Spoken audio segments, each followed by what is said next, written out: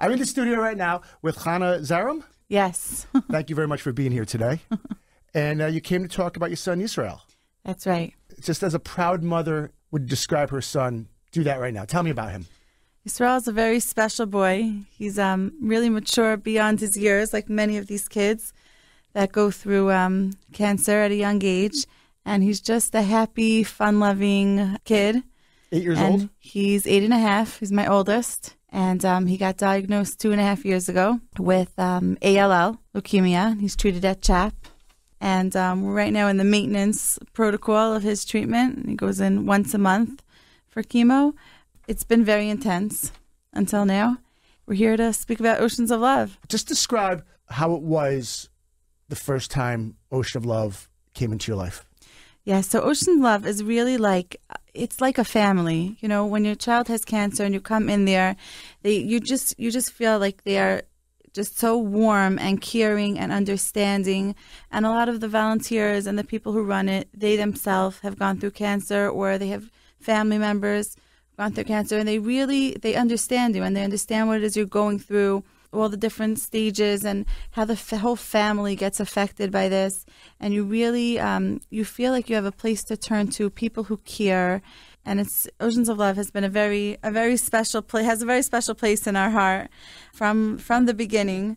And, you know, they hold your hand the whole way through. Would you find that Ocean of Love was there for your family more for the emotional or the financial support? So they definitely helped us out a lot with the financial support, which everyone could use going through this. You know, all of a sudden everything changes and there's a lot of stress on different areas of your life. They really help out with everything. What are some of the things that they've done financially? How have they helped your family out? Yeah, so they give out, they're notorious for their gas cards that they give when you're going back and forth very, very often. Like us, you know, across the state to the hospital, you just rake up a bill.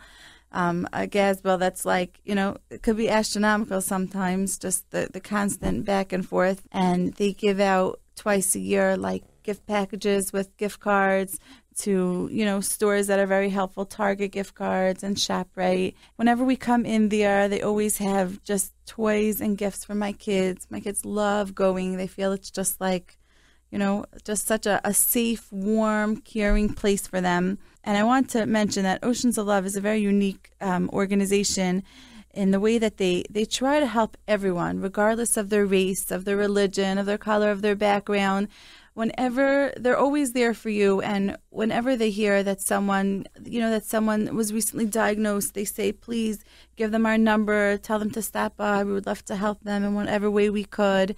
You just never feel singled out there, and they don't make you feel like, you know, like you're taking too much, or they're just always so willing to give in whatever way they could. We're in the studio right now with Chana Zarum, her son Yisroel, 8.5. He's in maintenance right now. It's very important what you just said, that Ocean of Love does not discriminate. You know, your family has different needs than other families, certain religious values, religious beliefs that have to be more specific for you. And it wasn't even an issue for Ocean of Love. Not at all. They really take everything into account. The fire department wanted to get involved, and last year, wintertime, when he was just, you know, a lot back and forth in the hospital a lot with all those viruses and colds because the immune system is down, one night the fire truck pulled up. He went onto the fire truck, and they made him feel very special. And whenever they get something, they pass it along directly to the patients right away. And they're always there for you. Whenever I need, I feel like I could pick up the phone and call them, and they always reach out to me if they don't hear from me in a while. How you doing? How's your son doing? How's your family doing?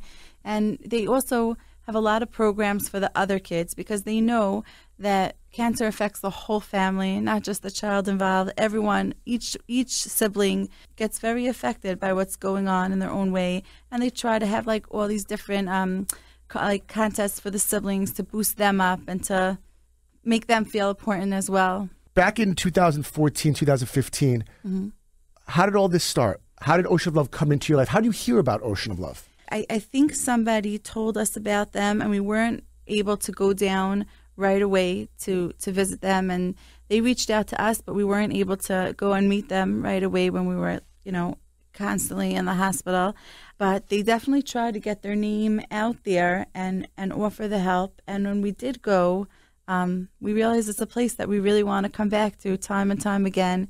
The people there are they just have, an open heart and open arms and an open door and whatever you need. We were talking off air before we started recording this, and you said to me you just wanted to give back to them and you wanted to just speak for them and how important to get the message out, how important they are to you and your family. They care so much, and they go through it with you every step of the way, and they really put their heart and soul into this organization. And it's amazing to see people who are so caring and selfless and devoted, just wanting to help. And that's why we raised this money for Ocean of Love. It's $105,700. As soon as the money starts coming in during the Radiothon, it goes right to the families immediately. Yeah, I believe that. And the community knows how important Ocean of Love is. We always say, like, you never know if you're going to need the help of Ocean of Love. We hope that, God forbid, never happens to you. You never need the services of Ocean of Love.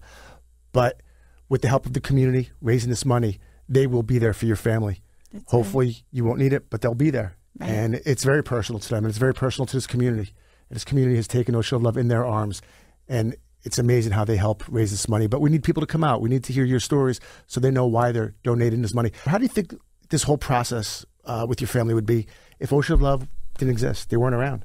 I think that the support that you get from the amazing organizations out there, and particularly Oceans of Love, really helps you charge on and fight this battle, and gives you the support that you're not alone in this, and they connect you with other people who have gone through it before, and you just, like I said earlier, you just feel like you're part of one big family, holding your hands, walking through it with you.